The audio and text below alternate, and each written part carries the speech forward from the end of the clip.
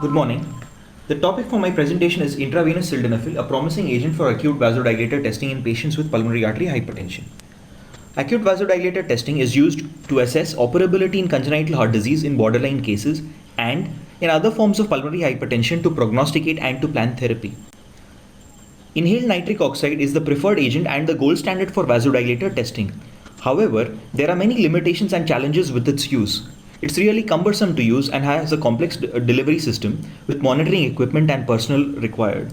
It is highly expensive to use and its availability is limited to tertiary centers. Contrary to this, sildenafil is freely available, inexpensive, easy to use, with proven therapeutic value in patients with pulmonary hypertension. Importantly, its safety profile is well established. Thus, considering the vasodilator properties and safety profile of sildenafil along with the ease of use, we hypothesized that intravenous sildenafil could be a promising alternative to inhaled nitric oxide for vasodilator testing, thereby overcoming the limitations of the latter. So this was our research question: is intravenous sildenafil an alternate agent to inhaled nitric oxide for vasodilator testing? The primary objective of our study was to compare the effects of intravenous sildenafil with inhaled nitric oxide in systemic and pulmonary hemodynamics in patients with pulmonary artery hypertension. The secondary objective was to compare the ability of sildenafil with inhaled nitric oxide in identifying acute responders to vasodilator testing. Our study was a prospective observational study conducted over a period of 5 years. We defined pulmonary hypertension as per the ESC guidelines. Our patients included all treatment naive adults and children admitted for cardiac catheterization and acute vasodilator therapy. Informed consent was obtained from all patients and ethics committee approval obtained from the institutional ethics committee. For calculating the sample size, we conducted a pilot study on the initial 15 patients. Intra-class correlation estimated for the mean PA pressures between the two agents was 0.7. Based on the correlation, assuming 95% confidence interval and power of 90%, the sample size calculated was 17. Paired t-test was used to compare the two agents and Wilcoxon rank test was used to compare the percentage change value from the baseline. Intra-class correlation was used to find agreement between inhaled nitric oxide and sildenafil. Good morning. The topic for my presentation is intravenous sildenafil, a promising agent for acute vasodilator testing in patients with pulmonary artery hypertension. Danish, we can't hear anything. I don't know if it's just... Actually, it's a recorded presentation. Okay. That's what we have. Dr. Danish is here. If you want to take over, because nothing is audible in your presentation. Minute ventilation was monitored non-invasively using an anesthesia workstation through an airtight face mask, and the flow regulates the concentration of inhaled nitric oxide delivered and was calculated using this formula. Inhaled nitric oxide was routinely administered with an FiO2 of 25% to prevent hypoxemia. Hemodynamic measurements. Cardiac output was calculated from the fixed principle and oxygen consumption from Lafarge tables. We used the Sidbon's criteria for adults and the modified BAS criteria for children. Criteria for operability in CSD was taken as per the consensus statement from the Pulmonary Vascular Research Institute. We managed to get a total of 44 patients, of which a majority were females and nearly half were children. The predominant diagnosis was patients for operability for congenital heart diseases and IPAH, with 17 and 16 patients respectively. We calculated the intra-class correlation for all patients for both the agents. Before we move on to discussing the ICC, we can just revise how to interpret the scores. So as per the guidelines, a score between 0.6 to 0.74 is considered good correlation, and between 0.75 to 1 is excellent.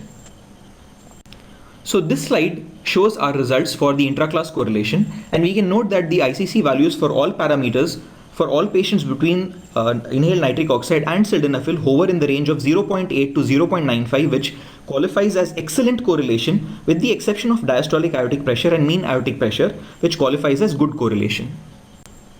Next, here we have the percentage change values for the hemodynamic variables from the baseline for nitric oxide and sildenafil. We have in this slide listed only the variables for which the percentage change values and thus the p-values were significant, and the variables were systolic and diastolic PA pressures and mean PA pressures, systolic and mean aortic pressures, and PVRI.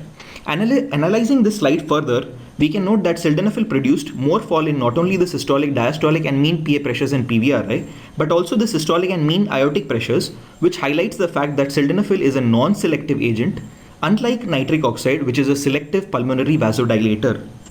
Additionally, we can note that the overall difference in percentage change of variables between the two agents ranged from 0.2% to 7.5%. All patients tolerated sildenafil and nitric oxide well. There were no adverse events noted with either agents. We had a total of 4 responders. For the purpose of identifying and analyzing the responders further, we had divided the cohort into CSD and non-CSD subgroups.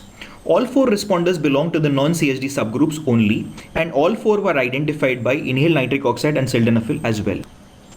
We managed to get a total of 44 patients, of which a majority were females and nearly half were children. The predominant diagnosis was patients for operability for congenital heart diseases and IPAH with 17 and 16 patients respectively.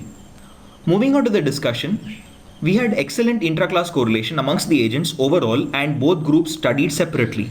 We had 4 responders, all belonging to the non-CSD group. No responders were identified in the CSD group. All 4 responders were identified by both agents. The utility of sildenafil in assessment of operability requires carefully planned study with long-term follow-up. The novelties of our study are that it is the first study assessing utility of intravenous sildenafil as a vasodilatory agent, and it presents a meticulous and comprehensive analysis and a detailed comparison of hemodynamics of both agents. Minute ventilation was monitored non-invasively using an anesthesia workstation through an airtight face mask, and the flow regulates the concentration of inhaled nitric oxide delivered and was calculated using this formula. Inhaled nitric oxide was routinely administered with an FiO2 of 25% to prevent hypoxemia. Responders. To conclude, we would like to state that the hemodynamic effects of sildenafil are compared to inhaled nitric oxide. Intravenous sildenafil is safe as a vasodilatory agent, and intravenous sildenafil is an easy to use, readily available, inexpensive alternate to inhaled nitric oxide for vasodilator testing. Thank you.